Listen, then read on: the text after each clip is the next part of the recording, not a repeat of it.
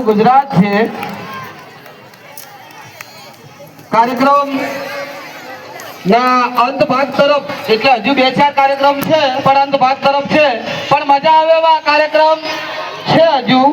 એટલે આપણે પૂરા કાર્યક્રમો માણી અને જોવાના છે સાથે સાથે બાળકોને પ્રોત્સાહન પણ મળી રહ્યું છે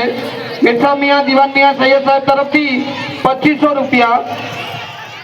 બીએસ પ્રાથમિક શાળામાં ભણતી અક્ષા ઇમરાનભાઈ સૈયદ એમના તરફથી આ બાળકોને 1000 રૂપિયા પ્રોત્સાહન રૂપે મળે છે ખૂબ ખૂબ આભાર ધન્યવાદ આગળ મૌર્ય જયવલ પોતાની સ્પીચ આપશે આજના પ્રસંગે સાંભળીએ ભાઈને આદરણીય મહેમાન શ્રી આચાર્ય શ્રી અને પૂજનીય ગુરુજનો તેમજ મારા વહાલા ભાઈઓ અને બહેનો આજે 26મી જાન્યુઆરી આપણો 77મો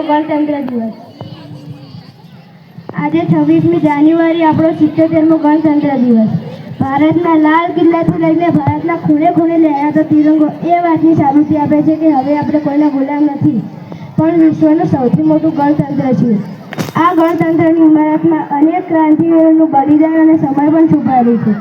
આજે હું એવા ક્રાંતિવીરોની વાત કરવા માંગુ છું જેનું માત્ર નામ સાંભળીએ જ લોહીમાં દેશભક્તિનું મોજું ફરી હતું ભગતસિંહ એટલે વિચારી ક્રાંતિના સમાયાર્થી